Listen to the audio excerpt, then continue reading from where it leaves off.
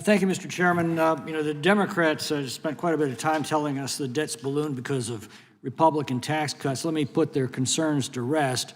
Three numbers tells you everything you need to know about the federal deficit: 46, 64, and 94. The Democrats blame excessive spending. 46%, by the way, is the percentage of increase in inflation and population combined over the last 10 years. 46% increase of inflation and population. 64% is the increase in revenues in the same period. That's after the Trump tax cuts, after the big, beautiful bill. We're taking in 64% more revenue than 10 years ago with only a 46% increase of inflation and population.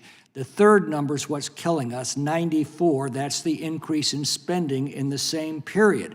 The Democrats like to blame Republicans for excessive spending, but the only opposition I have ever heard from the Democrats on spending issues is that we're not spending enough money fast enough. At the end of World War II, our nation staggered under a similar debt relative to GDP that we have today, as Mr. Walker noted. We'd exhausted our resources then fighting the most terrible war in human history. And the question occurs, how do we get out of that? Well, not by tax increases, as the Democrats proposed. Quite the contrary. In fiscal year 1946, Democrat Harry Truman cut the federal budget from $85 billion a year down to $30 billion a year, almost 2/3. He slashed federal income tax rates. He abolished the excess profits tax. He fired 10 million federal employees. It was called war demobilization. The Keynesians at the time predicted a 25% unemployment rate in the second Great Depression. Instead, we had the post-war economic boom. So we already know how to fix the economy. The problem is summoning the discipline to do so. For the last 8 sessions, I've introduced a constitutional amendment on this subject. It's 27 simple words. The United States government may not increase its debt except for a specific purpose by legislation adopted by 3/4 of the membership of both houses of Congress. To me, that is the simplest way of addressing the issue and is essentially what Thomas Jefferson had suggested we needed in the Constitution at the time of its adoption.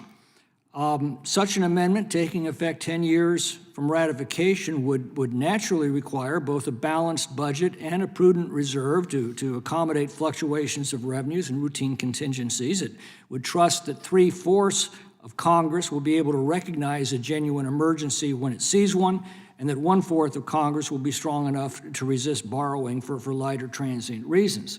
But whether it is this or some other mechanism, it seems to me that it's absolutely crucial.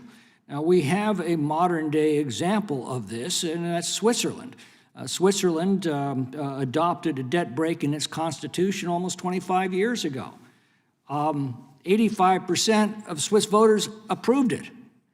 And today, Switzerland's total debt is 30% of GDP. Mr. Walker, what is the percentage today in the United States? Well, debt held by the public is about 100%, but if you take the total debt, which includes the debt held by the trust funds, it's 123% and rising. And as you properly pointed out, we were going down after World War II. We're now going up.